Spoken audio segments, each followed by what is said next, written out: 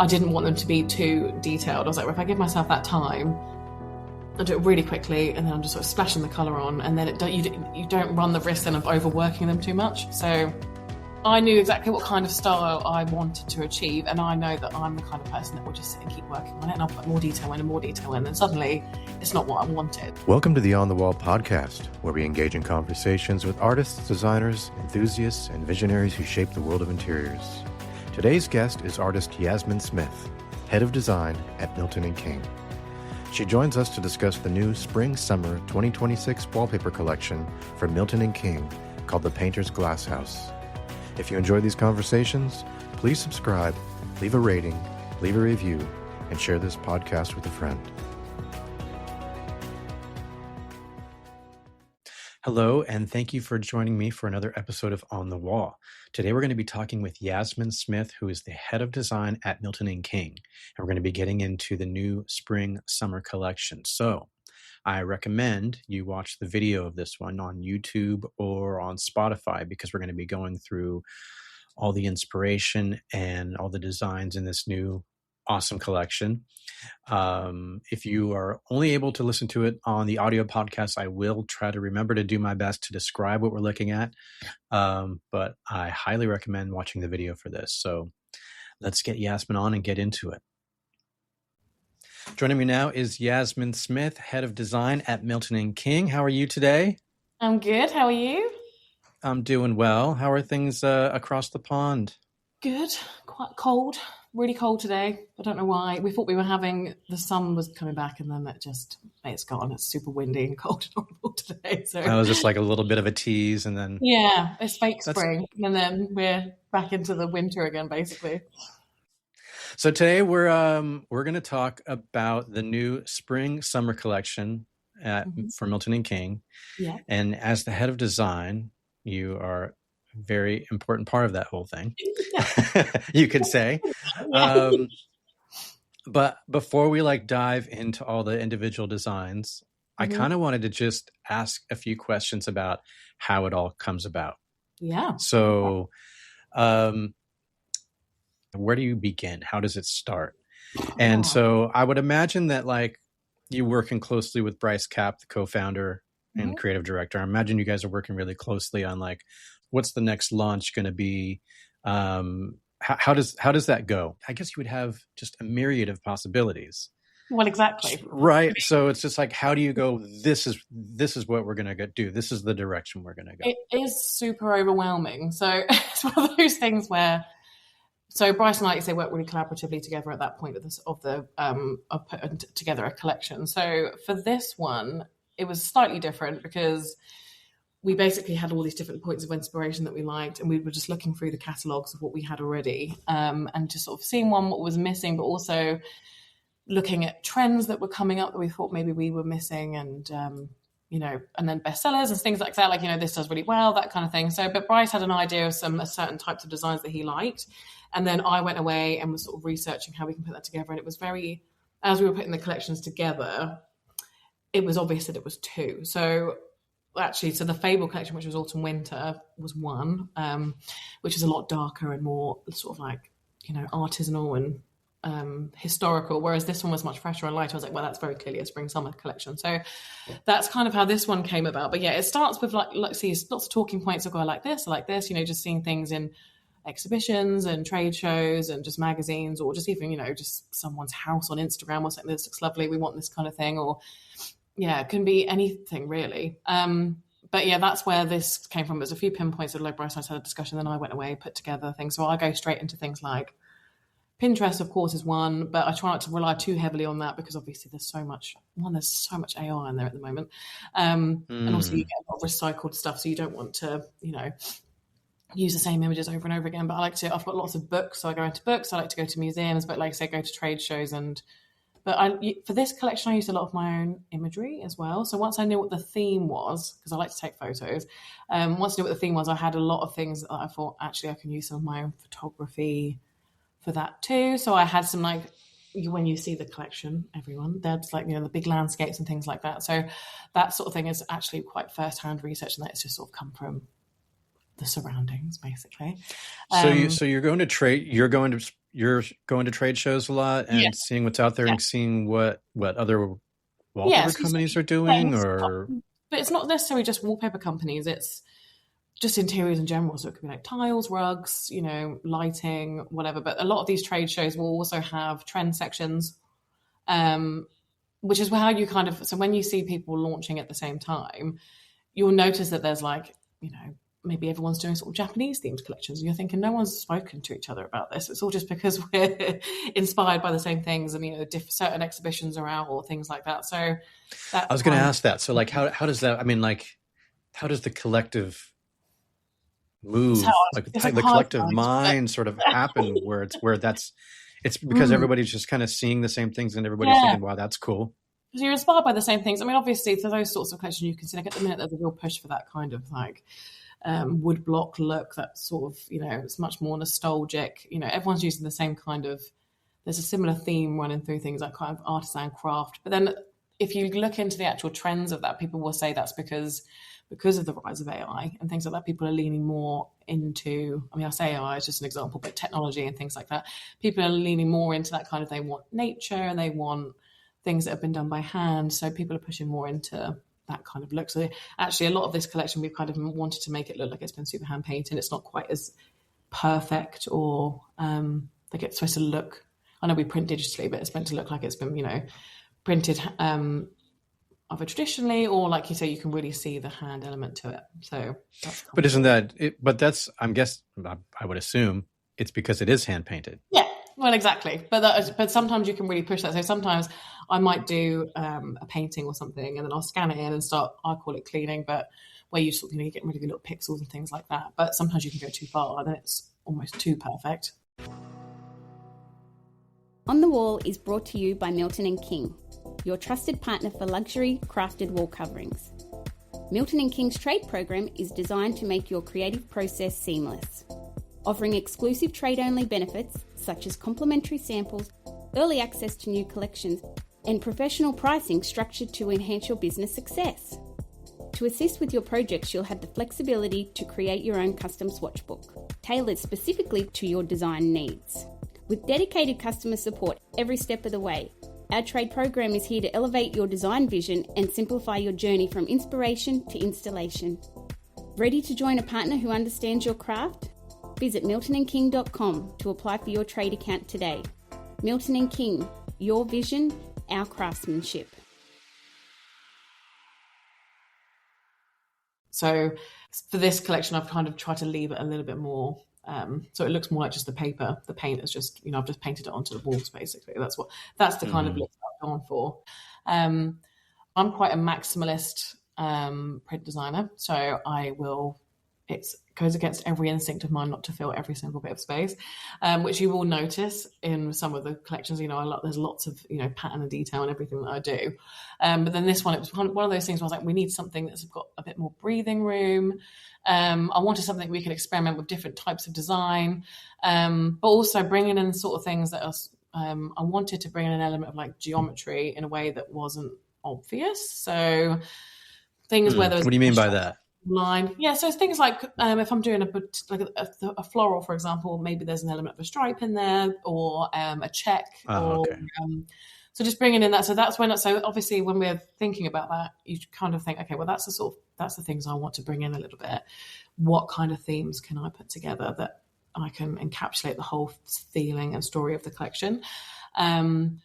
So that's where the Painters Glasshouse came about. So I had the word glasshouse in my mind the whole time, because obviously from a nature perspective, a glasshouse is, a garden that you kind of manufacture. So you can manipulate it, you can create pattern or whatever, walled gardens, that kind of thing. But also just the elements of, in my head, I'm thinking like a Victorian glasshouse, like something from like the Royal Botanical Gardens or something.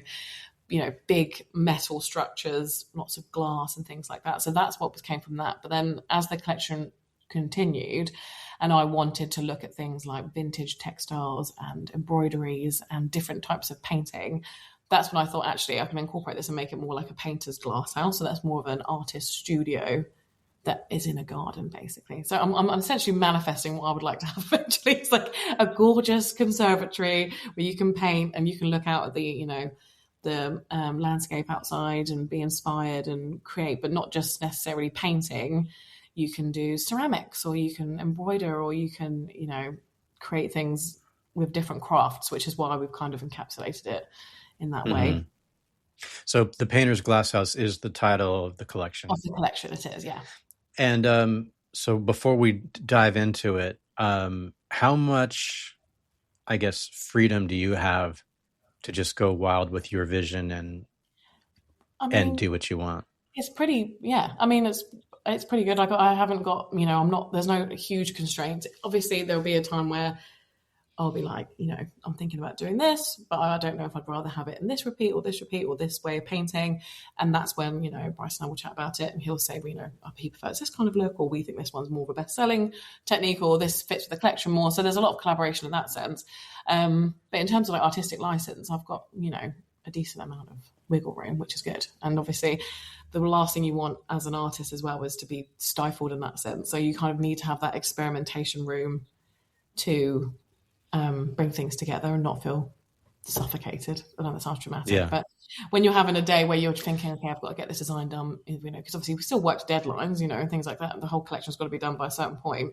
I give myself 3 weeks for one design, 2 weeks for another, maybe less. So if I'm like, I'm working under pressure, then I just feel like I can't create in the same way. So it takes the pressure off to be able to experiment. But there were designs. There's 12 designs in this collection, but there was probably 20 different types that didn't really make the cut. So I was going to ask that. Were there any that you sort of started designing that you're like, this doesn't work?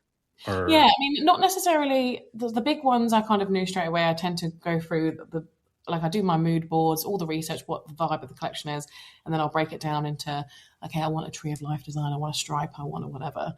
And then there'll be others that just kind of evolve naturally. But then there are some where you just think, this just isn't working. It doesn't sit with the rest of the collection. The colours aren't working in it. So it either gets parked, and then sometimes you can revisit them and they might turn up in another collection later down the line. Or they never see the light of day, which is sad. But Are you your own worst critic when it comes to that? Or have you ever been like, I'm going to get rid of this, and Bryce or someone says, no, keep this one? Yes, actually, there has been a few of those. So for the Petite Prince collection, which was obviously launched last year, there was lots of, that was because it was very, very small repeat, lots of, stripes and geometry, little tiny things. I was just cracking out as much as I could, because I was like, this is fun, just quick printing. There were loads that went through there, and there was quite a few where I was like, I don't want to do this one, and Bryce would put it back in. So, which was nice. And then, so that's why we have a bit more. It's good, obviously, to have another pair of eyes, because I say I can be quite self-critical, and I just think, no, people like that. Whereas he'll see it and think, actually, there's a person out there that will like this one or whatever. So then that's when we're happy to, like say, have a bit more input in the collections and put things back in, make things out. So yeah, all right. So you went through about 20, but 12 made the cut. Yes, I think so. That's just off the top of my head, and maybe more. So, but yeah, the smaller ones are the ones that you could tend, the smaller designs, the little ones, sort of like this little blue one here. There was lots of different variations of that one, and lots of different, so there could be more, but yeah, there are a few that do. Cool. All right. Well, let's get into it. I'm going to just share my screen here and what I'm looking at, and we can kind of go through it, and you can comment on each design and give us some background and inspo and all that kind of stuff. So let me go ahead and do that. And by the way, if you're we're focusing on this collection, but if you want to get more of Yasmin's backstory, you can listen to podcast season 2, episode 6, I think is what I remember. I can't remember what it was. but yeah, so I'll link it in the show notes of this episode. So if they want to go back and hear your story, your background, and all that kind of stuff, they can dive in there. But here we go. Let's see. Okay, yeah. So we've got them. So Painters Glasshouse, spring summer 26. So what is this? Is this the one of the main designs here? Yeah. So that's probably the hero design. So for every collection, I try and do a mural, and then one roll, some bigger repeats and some smaller repeats. You've got some coordinates, and you've got some other ones you can mix and match them, all that kind of thing. This is the one this is the 6-panel mural, so it kind of sets the tone for the collection, I would say. So yeah, this is what I was explaining earlier. So this is where all the kind of points of inspiration came from. So like I say, it's more like a painter's studio in a garden. But I like, the idea of using all sorts of inspiration across all sort of craft. So, yes, it was painting, but it was also embroidery. So I've looked at sort of 17th century Jacobean embroideries and Victorian tiles and stained glass, that whole kind of look. So the color palette as well was quite, like I said, that was quite important. I was looking at lots of different paint colors that I wanted to introduce, which is where that sort of celadon aqua color came in, but also there's a lot of emerald green and fresh blues in this collection as well, which we were missing just in general, but also from the autumn winter collection. That's when you can see the difference. So I would say it was a continuation of that kind of storytelling, but it's in a much more sort of fresher, prettier. Yeah, so you make references to the Impressionist art movement. Yes, I do. Yeah, so Impressionist, but that's one of the big ones. So the Impressionist art movement was very textural, and that's where the Impasto Meadows comes in. So when I'll talk through that one, that's very, very expressive. So I didn't want it to be too detailed. Yeah. But yeah, so like I say, different art movements, heritage textiles, silks and embroideries. Like I say, as I said earlier, I like to look through different books. So there's certain silks that popped up in books that I really loved that has inspired some of these repeats. But yes, so essentially it's a very fresh, understated collection, but with lots of different heritage inspirations. And then a little look into the creative process. So right now we're looking at just a slide of you actually in the process of drawing these, yes. painting all these different prints. So we have some images here of you kind of going through various designs and putting paintbrush to canvas, which is really cool to see the non-AI-ishness of the the collection, because you never know nowadays. Hugely important to me, yeah. So I mean, this one, I did paint a lot of this collection, which is what is here, which is I just think it's so important to keep that alive. So try to do as many different types of technique as possible. So there's a few there that I would, one was painted much more detailed, which is, a bit more my natural hand. I like to do things a bit more realistic, but then some very expressive textural things. I've used different sized brushes. I've timed things to make sure I'm not working on things too long. And then there's, a few more stylistic things as well. But I would say 80% of the collection is hand painted. Some of it's been drawn and then worked into digitally, but I use a Wacom tablet. So for those of you that don't know, it's just like a drawing tablet where you can draw straight onto the computer. So everything's hand drawn. Sometimes I will work into things digitally as well if I think painting's not the right route for it. So you said you use a timer, do you? Sometimes, yeah. So for this one, this is we're looking at the Impasto Meadow now. This is the, I guess you say, the hero mural of the collection. This is the 6-panel mural. So it's basically a depiction of a rolling countryside landscape, but it's very, very textural. So one of the things I wanted was for it, so when it was on the wall, you might not necessarily know, like up close. So this is obviously a huge scale. So the trees, for example, might just look like loads of brush marks, and then when you step away, that's when you see the actual landscape forming, which is what I wanted. So there are a few little details in there, like a horse and a windmill and a farmer's house, that kind of thing. But it is mainly textural. But those trees, for example, I would give myself sort of like 10, 15 minutes just to crack them out, because I didn't want them to be too detailed. I was like, well, if I give myself that time, I'll do it really quickly, and then I'm just sort of splashing the colour on, and then you don't run the risk then of overworking them too much. So wow. So you actually, you make a time limit for yourself and say, I'm only going to give myself 10 minutes or 15 minutes to draw these trees. Those ones for sure, because I knew exactly what kind of style I wanted to achieve. And I know that I'm the kind of person that will just sit and keep working on it, and I'll put more detail in and more detail in. And suddenly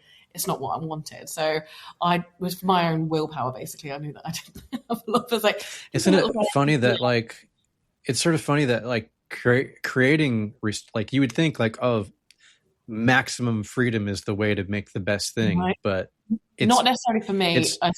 You have to create those restrictions on yourself. Yeah, so basically, it's interesting. Like the restrictions are sort of what make it. Yeah. So because this one, you want it to be in the end. way more detailed. I could have made it more sort of tapestry. I could have gone really into like how do each defined leaf and all that sort of thing, which I know that if I'd sat there and just given myself all the time in the world, I would have started doing, and then I would have been like, oh, I forgot, that's not what I want. So each tree, like I say, took about 10 minutes. Maybe some of the big ones were a little bit bigger, a little bit more time, but like I say, the rolling hills, that kind of thing, I did that on a huge bit of paper, but it was just huge, just that. I mean, the whole background was done in sort of like a day, which would not normally happen for a mural of this size, because I was like, I just want to get all the layers down. I'll just put some pink across it. I wanted it to be really expressive. So so like I say, the time limits did work in my favor, I think, for this one. Wow, looks beautiful. Thank you. Now we're going to one called Pear Tree, which looks like there's 7 colorways. Yeah, so with most of the designs, with the mural, for example, I've only done 3 because it's just I don't think it suited many colorways just because of the because of the subject matter that I painted. But most of the colorways I try to do at least 6. So there is one with 5, but I like to do 6 or 7, just so there's a different variation for different people, because obviously sometimes people might not like a certain design, but they like the color. And I do try, my color, like my ethos of colors is that I want them to be as different as possible, so that they're completely different products, basically.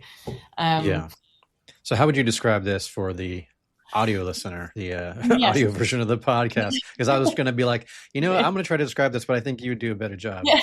So I would say it was a traditional tree of life. So a tree of life design is basically what it says on the tin. It's a tree, so a tree that grows up the fabric or the wallpaper, whatever, and then it spreads off into usually quite otherworldly plants and flowers. It's a kind of tree that has all sorts of abundance on it, lots of fruit and flowers, and this one in particular, I've gone down the route of it being quite whimsical.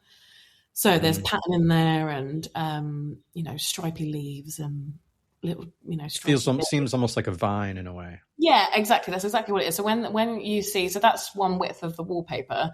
When you've actually got it on the wall, it does create that vine sort of wiggly stripe. But in between, it's all joined together, for all the foliage and all the leaves. I wanted this one to feel quite flat, and what I mean by that is there's not a huge amount of texture in the actual painting. So I painted it in a way where it was, super solid, very, like I painted it all in one color, and then I would go in and do the red separately and the blue separately and the pinks, all that sort of thing. So that was all very, very, there was no sort of, no blurring or ombres or blending of colors. It was all just, very flat on top of each other, which is quite, I've mentioned it in there, it's quite, it's like a crisp Scandinavian sensibility is what I've said there. So if you look back at heritage kind of Scandinavian textiles and things like that, they have this kind of look to them, which I really like.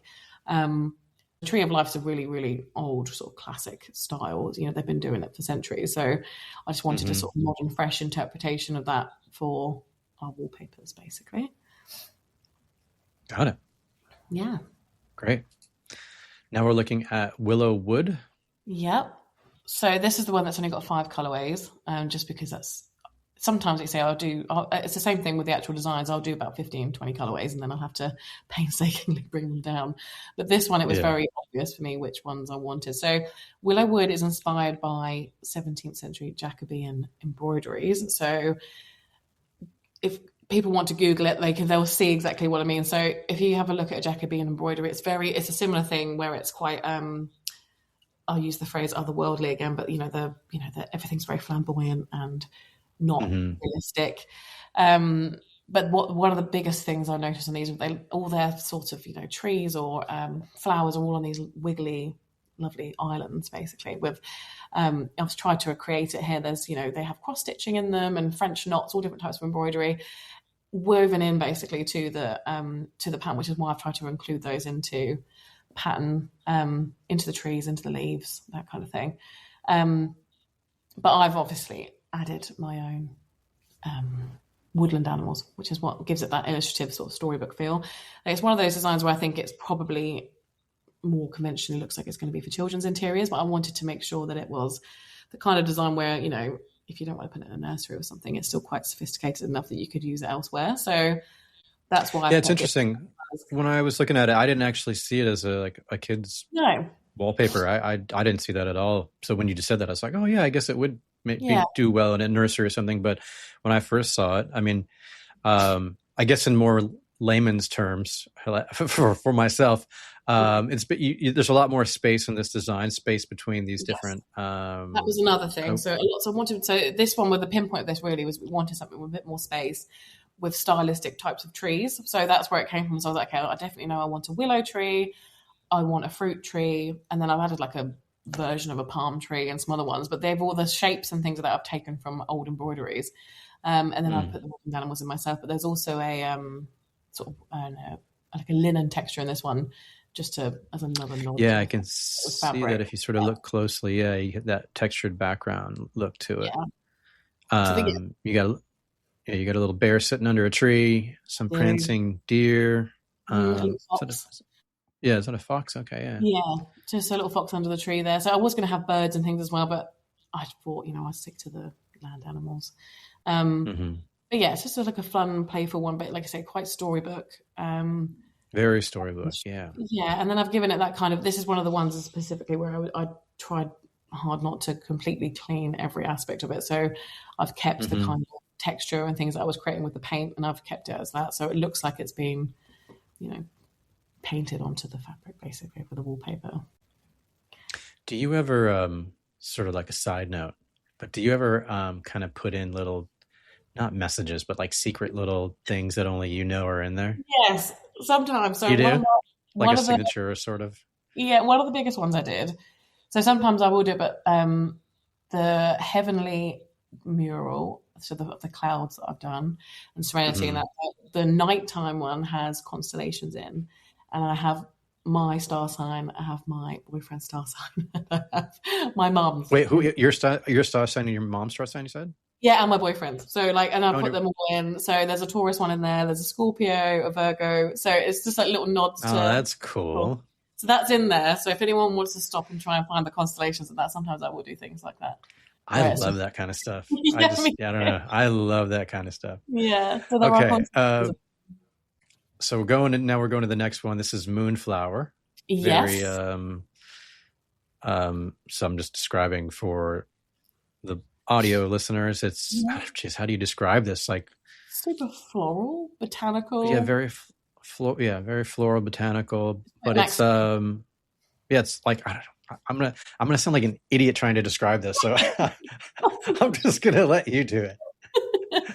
Well, this one again, it was because that whole running through theme of the entire collection was that we want the patterns and we want it to look more, it wasn't just about like items on their own or whatever. So this one I liked the idea of it creating shape, so you can sort of see where the wiggly lines join together. So it was like a vine traveling across the page. But moonflower is a type of like creeping vine flower, which would like grow all over the, with trellises or up your house, whatever you want. That's what it reminds me of, but I didn't know the best way to describe that. But so people have those big arches or pergolas. They will often put morning glory, which is which is the flower this is on. It's the group flower, of flowers that this comes from. It will go all, it just travels all the way over. And it's just lovely. I wanted something. So this, like when I was saying, this is probably my most traditional way of painting. So if I was going to paint something for like a commission or, for a gift for someone, I tend to fall into this kind of look. So it's a little bit more detailed. And it's a bit more like a nod to sort of vintage botanical illustrations, which is something that I've always been really inspired by. But yeah, the softly winding lines on this one, I think, is probably the biggest part of the whole repeat. And then you've got lots of different colour flowers just to... but I think this is a really nice all-over one. It's one you could potentially use on 4 walls, even though it's quite... it's not full on, but you know what I mean? So there's a lot going on. So yeah. But yeah, it's one I think I've tried to keep it. I've done a few with like bright colorways, like for people that are listening, there's like a dark plum colorway and a bright emerald, but I've kept it quite soft in most of the colors, I think. So I do really like the different color options within these colorways. So like the chartreuse has that kind of like mustardy background with those soft pinks and the soft blue florals. I think that's like a really, really interesting and cool color combination. And I like how subtle the sage is. Yes, well, because you've always got to have something like that. So when you're doing colorways, it's always good to have, you have your like fun trend-led ones, and then, it's always good to have a blue and things like that. But I think I would say, the majority of people would like the soft greens and the sort of linen-y colors, which is what I always make sure there's something like that for each design. And now we're looking at the palette stripe. So this it's just obviously a stripe design, but done in a way that seems has, I guess, more of a not like an imperfect, more human touch to it. Yeah. So this one, there's 8 colorways of this one. So I've completely, it's the exception to the rule of what I was saying earlier. So, but only because it lends itself to so many different colors. Like I could have gone on and done hundreds of colorways for this one. But really what I've tried to do is it's something that it's colored in a way that can be a coordinate with any design.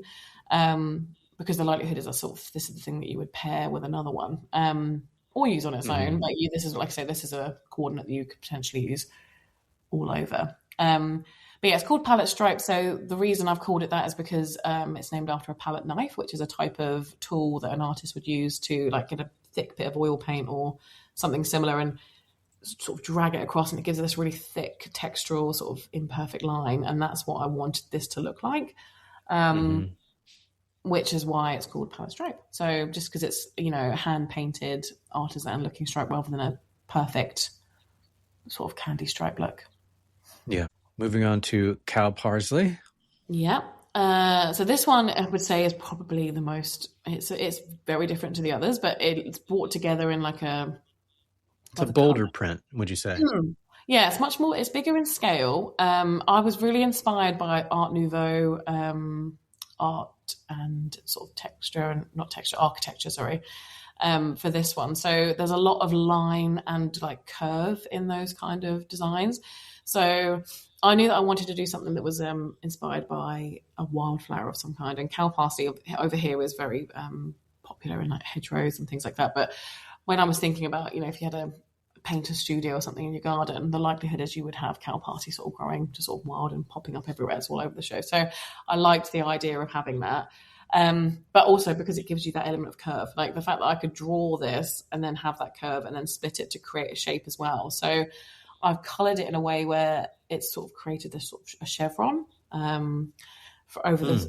So when you piece it together, it creates this sort of, shape just from the colors of the flowers. But yeah, it's much bolder. So I've included a few retro looking sort of 1970s colorways in this one as well for people that really want to embrace it. So coral, for example, is, that, 70s orange and bright pink and orangey tones of plum. And then they say the teal colorway, but even the emerald is very, bright blues and pinks, just to sit there. So this one is probably the bolder of the designs. But again, it's funny that you say that because like I can see the coral, but then I didn't even think of it in terms of like the retro kind of 70s trend. But now that you say that, I was like, oh, I could totally see that now. Yeah, that's definitely about it. Obviously, there's a lot going on in interiors at the minute, but that kind of 70s look is quite prominent still. So I was like, I want to do a little nod to something like that. It's quite nostalgic and retro. So, but also just fun, like lighthearted. Like I know, obviously, it's nice to have. It's good to have all these sort of very calm and chalky and sophisticated colours, but I think sometimes we just want a pop of something mad. So that's what's brought in with this one. And we're looking at one called Silk Road. Okay, Silk Road. Yes, so again, another stripe. So this is a decorative stripe. This is one of the designs that I was sort of alluding to earlier when I said about how I was inspired by vintage silks and textiles in that way. So again, this one would have come straight from a book. So I was looking at all different sorts of things because I knew I wanted to do a decorative stripe, but I was just really like, when you think of a stripe, you're kind of like, how much, how can I do anything more with this? Like, I was something I was struggling a little bit to sort of, I had a bit of creative block with it, but then I was like, say, looking at these different textiles from way back when. I have a book about the Spitalfields Market, which is an old silk market in London. And there was a trailing sort of leaf pattern that I really loved. And this is what kind of inspired this one. But I wanted it to be a little bit more structured, which is why I've put this sort of bamboo look up the side. And again, the bamboo is the nod to things you might use in gardens that are, would manipulate things to keep them, in a certain way or to grow in a certain way. And then that's why I've called it Silk Road, because actually the bamboo in it gave it that sort of road almost, the repeat gave it that kind of a look as if it was a road with, the lines and the traveling leaf. But also Silk Road is the historic trade route that carried silks and other sort of luxury goods from east to west historically. Mm-hmm. So I thought that really, because obviously I was inspired by silk and there's that, the bamboo and everything. So I really loved the nod to that. So that's why that one's called Silk Road. So it's funny looking at it, I wouldn't think of it as a stripe, but I guess it is. Because exactly. So because it's quite a large scale one. So that's, those two would be one width of wallpaper, but once you've got it up on the wall, it is like regimented stripe. Right. Because when I'm looking at it, I'm just seeing just like a curvy vine of some sort and then a straight bamboo line. But I guess, when you're seeing it all side by side, the sort of stripe element would really be obvious. So because the leaf grows in that way and it creates that kind of ogee, but the bamboo gives it that element of the structure that I wanted to make sure that it had there. All right. So next, I don't even know how to pronounce this. Is it pergola or pergola? Yeah. So pergola. Pergola is like a type of thing you'd have in a garden, like you say, where you would just structure in the garden, which I like. So, but this one was really inspired by walled gardens. So I don't know if you've been, certain walled gardens, you can see that they manipulate plants in a way, or trees in a way, where they can create really cool patterns. So you might get like a fan shape, or it'll go straight into a stripe, or it will come out. So all the branches are sort of kept in a way where they stay in a certain place. And again, I wanted to create stripe and keep it quite geometric. So that's where this one came about. So this one, again, you wouldn't necessarily know it was a stripe until it was on the wall. So those spaces either side is what creates the stripe, basically. So the stripe is really created by the absence of the art. Yeah. So basically. So when that's up, so that how that you can see it there. So for people that are listening, there is a little tiny bit of space in between the leaves on each side of the roll of wallpaper, and that's what creates that stripe, basically. But yeah, so that's just it's lots of lovely foliage, something that I just think is a real, it's just a go-to sort of like no-brainer design. Like, leaves and that kind of soft botanical look is always going to be popular. Like, it's timeless, like regardless of trend. So that's the kind of thing I wanted to achieve with this one. So, and I've painted it in a way where it's almost quite loose. Again, this was one of the ones where I wanted to be really quick with it too. So there's not like the actual detail is done with the color, opposed to actually, going in and physically drawing in spines of leaves and things like that. Yeah, because I noticed that, like on that main one, the indigo, I feel like it's the most obvious, but it almost looks like light play, but it's just because you have that light blue. Yeah, so that's what I wanted, because I liked the idea of being able to have a little accent color as well, which is why I've gone for you say that the powder blue in there with it as well. So, but in terms of colouring leaves, there's not a huge amount you can do without them looking funny as well. So it's all different shades of green, but soft blues always really work too, which is where that powder colourway comes in. Now we're looking at Rosette. Yeah, so Rosette is one of the designs. There's a couple of these in the collection where they are small scale geometrics, but I tried to keep them, they're a little bit decorative. There's more that's gone into them. It's not just like a check or, or a houndstooth or something. It's like there's a little bit of thought and playfulness that's gone into them. So Rosette is kind of, it's a pattern sort of made of deconstructed flowers, but the shape of the deconstruction I like is sort of a nod to like classic garden details, like ornamental things you might get, like sundials, things like that. Architecture and design. So it's a sort of shape that you see all over a garden in that way. But yeah, I've just used that shape to create a sweet little pattern. I liked it with a wiggle, and the wiggly line is a vine as well. So it's just it's a design basically to coordinate with the others, and just to sit with the rest of the collection basically.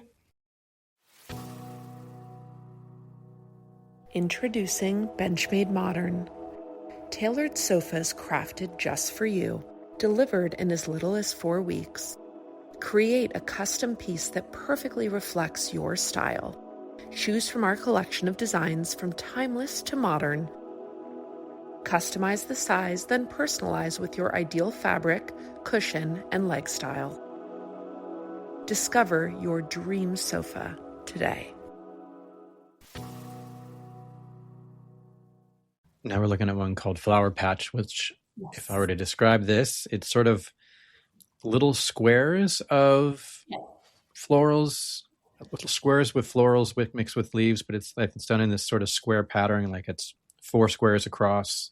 Yes. So it's interesting. Same thing. Like I'm going to sound repetitive now, but I wanted to keep it so there was an element of structure. But this one there was a check sort of tile. It is like a check. That's right. Yeah. Yeah. So, but again, it's one of those things where you can see it more so in certain colorways. But this one I actually drew. So what I did was, I knew that I wanted them to kind of look like vintage sort of botanical 1950s style illustrations. They're quite vintage.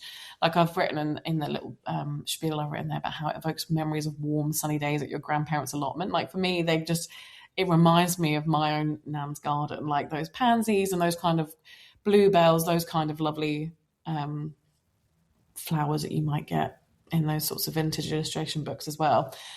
So what I did was I drew out the squares and I made sure that the shape of the flowers filled every corner of the squares. That's why they each had that kind of element to them. And then I just slotted them together and they just created. So I did 4 separate ones painted and then slotted them together into the repeat and then separated them to color them like this. So that's how that one's come about. But it's like I say, it's just a nice take on a sort of check. It's really unique. I don't know if I've ever seen anything quite like this one. To be honest, I mean, you may have if because you're more into that world, but tiles and things like that. But this one, like I say, I didn't want it to be obviously like so you can draw it as if it's a tile and things like that. But I wanted it to have more space in between them, so it was more like a grid opposed to anything that was an illusion of something else, basically. Yeah, it's very cool. Thank you. Now we're getting to one called Wicker, which is, I guess, self-explanatory. Sort of looks like a wicker basket, but in more, different colors and things like that. Yeah. So again, similar to Rosette, this is just one that I thought it's really nice. Like I said, every collection should always have some little tiny designs that you could work on their own, but sit alongside the others, support the others, basically. Much smaller scale. Again, I wanted it to be taken from inspiration, the things that you would have outside or in a glass house or in a garden. So that's where the wicker came in. So wicker baskets, but like rattan furniture, that kind of thing. That's where the sort of woven decorative design has come from. So it started just as like solid shape. And then I was like, actually, it'd be nice to have some decorative elements, which I've gone in and cut out some of these lovely patterns. But it just sort of gives it a subtle craft feel as well, which I quite like. But yeah, it's just a no-brainer sort of all-over design. But each design has been coloured to sit with the others. So there's 7 in this one. I really hope we get to see some mix and match with some of these designs because you did such a good job at sort of creating these companion designs. Now we're looking at one called Sundial, which is very cool. Like it looks sort of like almost like what you would see on a tile flooring or like a tile ceiling even. So bringing in that tile element again, but again, not making it too obvious. So obviously, I say obviously, people don't know, but our UK studio is in Brighton and Hove in the UK, and here their Victorian tiles are just everywhere. So every house has a Victorian tiles lid up to things. So I have a lot of, just natural inspiration for stuff like this. But in gardens, especially, this sort of tile and this sort of pattern is quite prominent. So bringing in that celestial vibe as well, which I wanted. That's why I get the sundial. I didn't want it to be too floral. I wanted it to have more like geometric element to it. I love the teal. Thank you. It's a good one for showing how the colorways really changed this design. I think this one's probably one of the most transformed, depending on what ones you use it with. Yeah, definitely. That pretty much wraps up all the designs, is that right? Yeah. So there's 12 designs in total. But like I say, it's a mix of murals. So one mural and then lots of, just varying scales of small ones and larger and, different types of geometric and floral, and but all really encompassing. The theme is what brings them together, but also the color. Yeah. And so, in the beginning, you had mentioned that a lot of your inspo kind of came from your own photography. Yeah. Which of these designs do you think was the most influenced by your own sort of? In Pasto Meadows.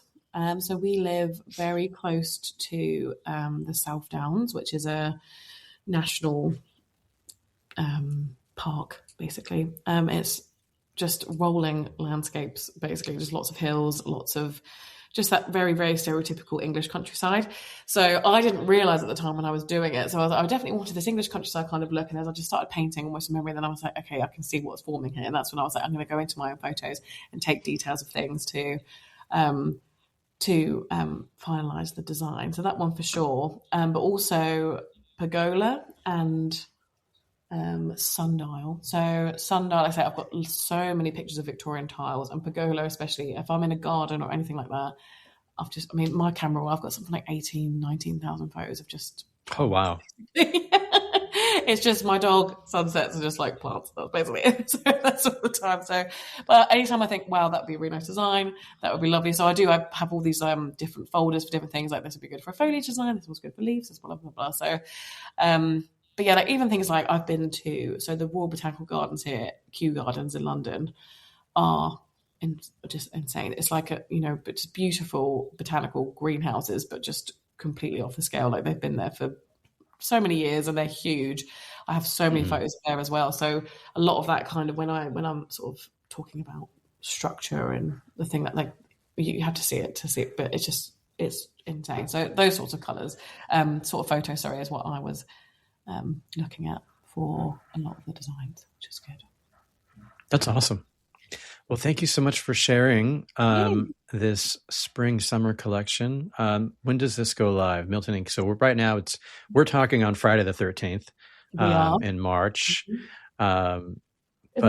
This is it next week? Okay. So if you're depending on when you're listening to this. Yeah, I think the 19th Thursday is when we're 6 days. Okay. 6 days away. I better edit this podcast quickly. Yeah. But you can listen to it after the fact too. But I think people will be really interested in hearing like just everything that went into the artistic thought process that went into all the designs. Yeah, it's so lovely to talk about the inspiration. So I hope people like the collection. Basically, that's all I care about. That people love it and they want to put it in their homes. So. Do you get nervous? Are you anticipating like, oh my gosh, launch day, and like it's actually going to go out into the world? And I get quite stressed about it, and then I do this thing where I'm sort of checking, have people ordered samples? Have people done that? Like I shouldn't really be in all the sales stuff, but I like to have a look just to add more pressure to myself as I'm creating. Yeah. The best thing always is seeing people, just the people putting my designs and my artwork up in their houses or in their projects is just the best feeling. It never ever gets old. Like I get so excited seeing it on Instagram and customers email in things, or even just seeing people order. If someone's ordered 5 rolls, oh my god, it's amazing. The validation. So yeah, it's like the validation. I'm really good. I'm good at what I do. People like it. I need a lot of that. Like people love it. Yeah, like one of my they like me. Yeah, probably not a healthy way to look at things. Like someone's on the phone, she's like good at my job. So, but like I'm very interested always in what colours people go for as well. That's a big one. So if someone if I hear so and so's ordered like a big order of this, like what colour was it? Like that's what I want to know. So that's always important. But yeah, no, I'm excited. But we'll see. And so are you already starting like the next thing? Are you like because this is already set and ready to go? Everything's ready to go. So are you already like deep into the next thing? Yes, well, I've planned the next sort of 3-4 sort of capsule collections. So we've got a few smaller launches, and I've just started painting again. So there's a little breather room. So once you finish this one, I sort of finished it around Christmas time. There's a little breather room where I kind of, you have a little bit of admin for a collection launch, and then we have the photo shoot and things like that. And then also I need a little bit of time to sort of put together my mood boards and research and things like that. And then you're like, okay, right, this is what the plan is. Let's start. So I actually started it last week. So we're back on the next collections now. So do you find that like those breaks are actually really healthy for creativity? Yeah. Because sometimes where you're like, okay, I like if you can spend like 2 or 3 weeks sort of like out of creative mode. Yeah. It can help you recharge your batteries. 100%. Like I don't, sometimes if you do too much, and you need a little bit of time away just to have a bit of different perspective. But also, like I say, in this time, I've also been to a few different trade shows, seen different things. I've just had a bit more going on. And then you come back and you're like, okay, this is exactly what I want to focus on now. Because I also tend to get very, very caught up in the theme of things as well. Like I'll listen to podcasts that are on that sort of. So when I was doing Fable, for example, I was like hugely listening to like Tudor historical podcasts because I was doing tapestry designs, things like that. Like I really like to involve myself in it. So you have to kind of always step away from the last collection and give yourself, 2 months basically to do a bit of admin work and a bit of everything and then prep for the next one. So different things. So. Well, I think it's lovely. It's beautiful. I can't wait for everybody to see it. It's going to be great to see the reaction and have everybody pairing the different designs together. So yeah, that's what I want to see, hopefully. So it's exciting. Yeah. So for those that are listening or watching, go out and check out the spring-summer collection, the Painters Glasshouse. That's it. Created by Yasmin Smith. Let her know you love it. Yeah. But yeah, thanks. Yeah. So thanks for hopping on with me today. Oh, thank you for having me.